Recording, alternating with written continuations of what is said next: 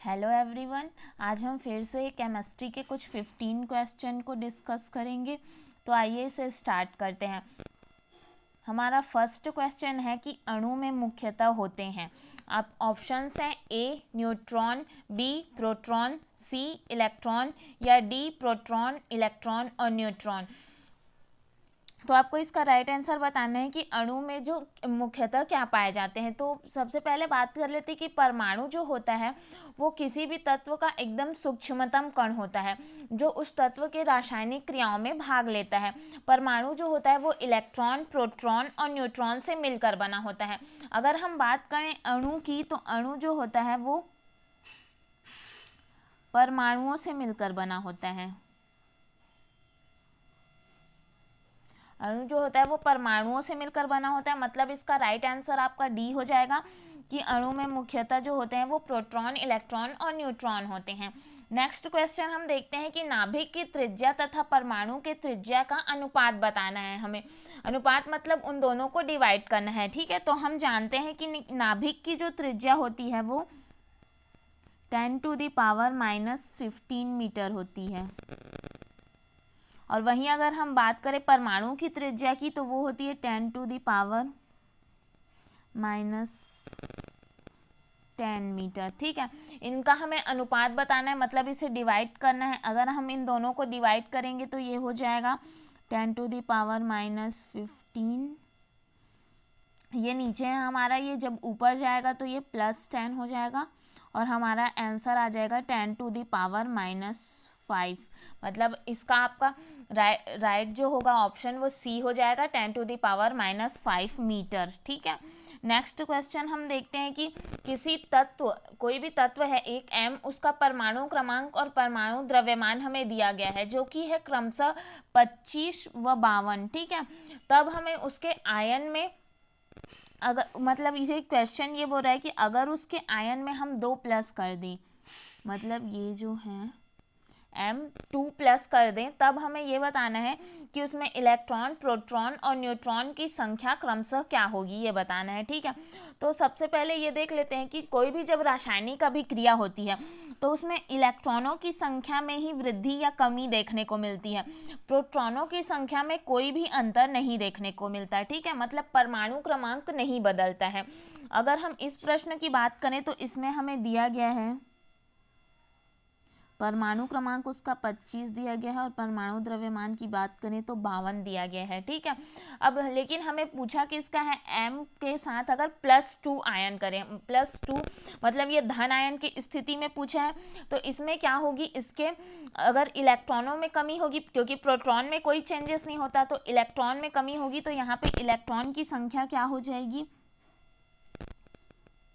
23 हो जाएगी हमारी, ठीक है। 2 की कमी आई है इसमें, क्योंकि M2+ बोला है, मतलब 2 की कमी आएगी, तो इलेक्ट्रॉनों की संख्या 23 हो जाएगी। प्रोटॉनों की संख्या में कोई अंतर नहीं होगा, मतलब प्रोटॉन की संख्या 25 ही बनी रहेगी, ठीक है। और अब हमें निकालना है न्यूट्रॉन की संख्या। तो न्यूट्रॉन के लिए एक फॉर्मूला होता है A = Z+N होता है, ठीक है। ए जो होता है वहाँ पे हमें जो मास दिया गया है वो लिखना है, जो 52 हमें मास दिया गया है वो। जेड जो होता है वहाँ परमाणु क्रमांक लिखना होता है जो कि दिया गया है 25, और एन जो है वो हमें फाइंड आउट करनी है न्यूट्रॉन की संख्या, ठीक है। तो जब हम इसे न्यूट्रॉन की संख्या निकालेंगे तो क्या हो जाएगा, 52 - 25 होगा, n इक्वल टू हो जाएगा हमारा 52 - 25। तो 52 - 25 करेंगे तो राइट आंसर हो आएगा हमारा 27। तो जो ये आपका डी ऑप्शन दिख रहा है वो राइट आंसर हो जाएगा 23, 25 एंड 27, ठीक है। नेक्स्ट क्वेश्चन हम देखते हैं कि किसी परमाणु का परमाणु भार किसके कारण होता है। आपके ऑप्शंस हैं ए प्रोटॉन और न्यूट्रॉन, बी इलेक्ट्रॉन और न्यूट्रॉन, सी सिर्फ प्रोटॉन के कारण, या डी प्रोटॉन, इलेक्ट्रॉन और न्यूट्रॉन के कारण। तो किसी भी तत्व का जो परमाणु भार रहता है वो वह संख्या होती है, मतलब परमाणु भार जो होता है वो विशेष करके ये होता है कि उसमें न्यूट्रॉनों और प्रोटॉनों की संख्या को ही हम उसका परमाणु भार कहते हैं। मतलब कि अगर आप प्रोटॉन और न्यूट्रॉन की संख्या का योग कर दें प्रोटॉन और न्यूट्रॉनों की संख्या का योग ही जो है वो कहलाता है हमारा परमाणु द्रव्यमान संख्या, या उसको ही हम परमाणु भार कहते हैं। तो किसी इसमें पूछा गया कि परमाणु भार किसके कारण होता है, तो राइट आंसर हो जाएगा ए, प्रोटॉन और न्यूट्रॉन के कारण। नेक्स्ट क्वेश्चन हम देखते हैं कि निम्न में से कौन सा पदार्थ नहीं है। आपके ऑप्शंस है ए कोहरा, बी आर्द्रता, सी क्वथनांक या डी रुधिर।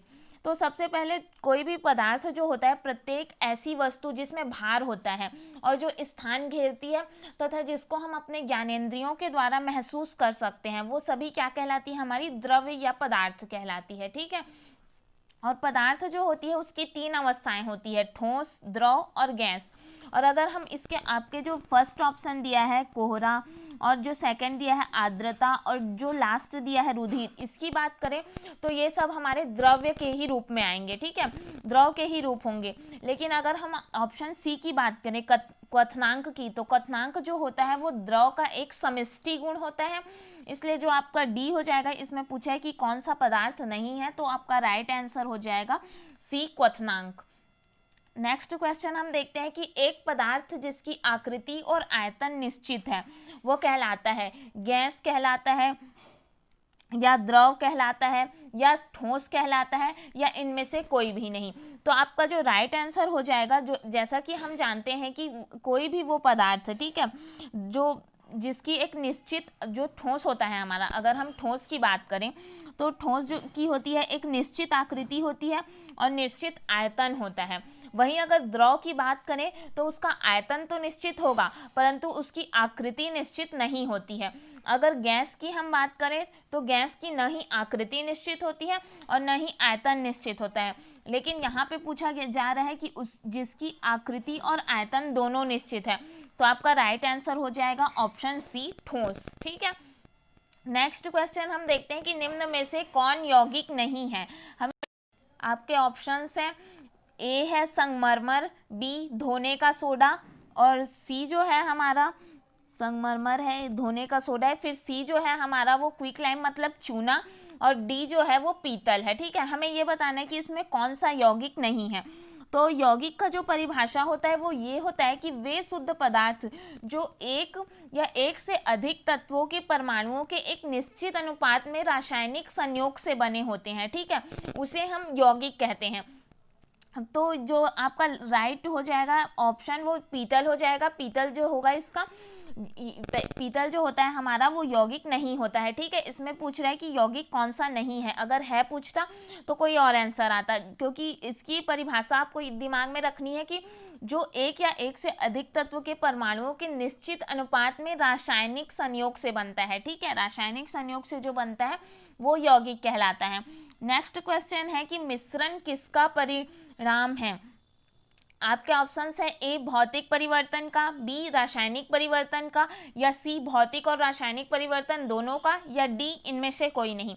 तो सबसे पहले हम ये जान लेते हैं कि मिश्रण क्या होता है। मिश्रण वह अशुद्ध पदार्थ होता है जो दो या दो से अधिक शुद्ध पदार्थ हों। शुद्ध पदार्थों में आप ले सकते हैं तत्व और यौगिक, या फिर दोनों के किसी अनुपात में बिना रासायनिक संयोग के बनता है। ठीक है, जो हमने इससे पहले बात की यौगिक की वो रासायनिक संयोग से बनता है, लेकिन जो मिश्रण होता है वो बिना रासायनिक संयोग के बनता है। ठीक है, तो वो कहलाता है हमारा मिश्रण। और मिश्रण जो होता है वो यांत्रिक और भौतिक, मिश्रण के जो अवयवी पदार्थ होते हैं उनको हम यांत्रिक और भौतिक विधि के द्वारा पृथक कर सकते हैं।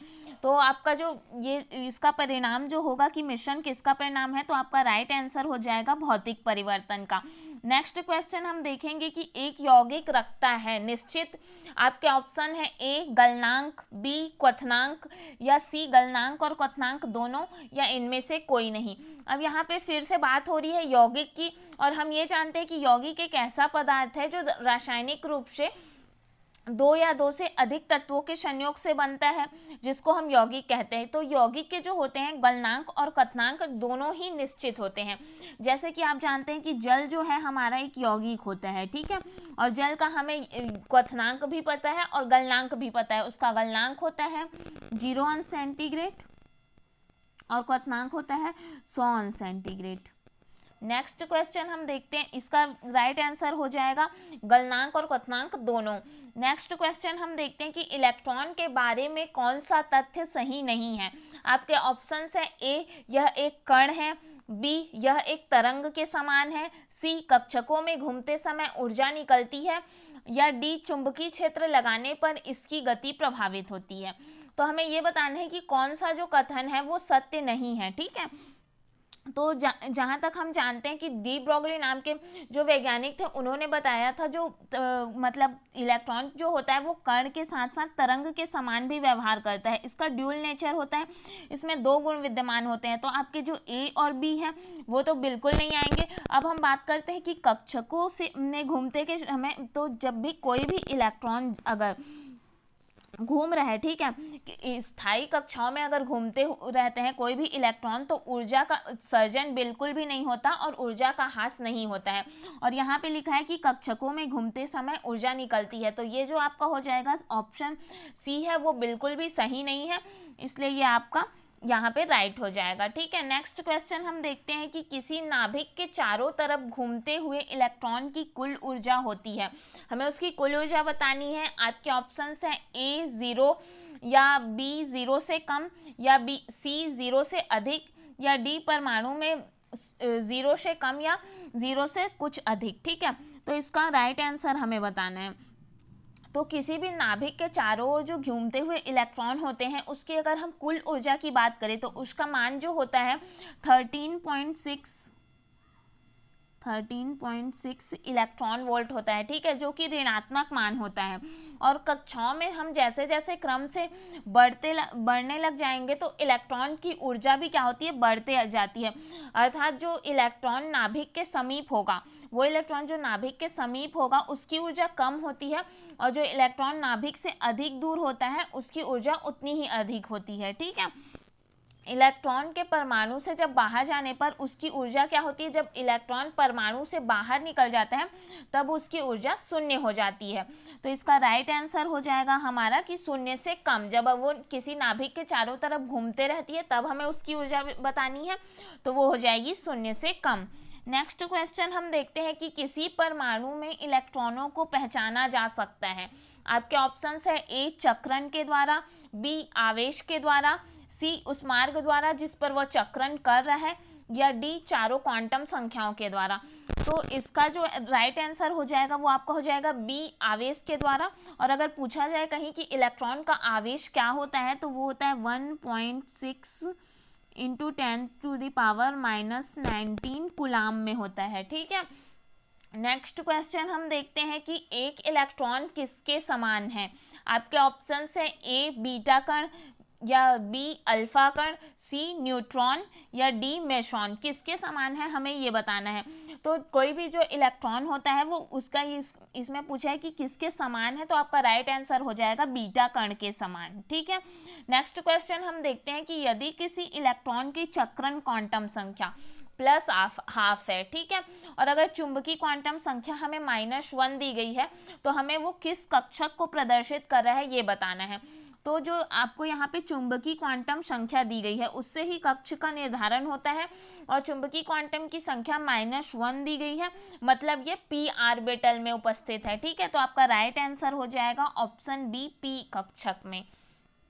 नेक्स्ट क्वेश्चन हम देखते हैं कि ये जो आपको चित्र दिख रहा है, ठीक है, इस कक्षक में कौन सा चित्र है जो हुंड और पाउली के नियम का पालन नहीं कर रहा है ये पूछा है। ठीक है, तो सबसे पहले हम ये जान लेते हैं कि पाउली का अपवर्जन का नियम क्या होता है।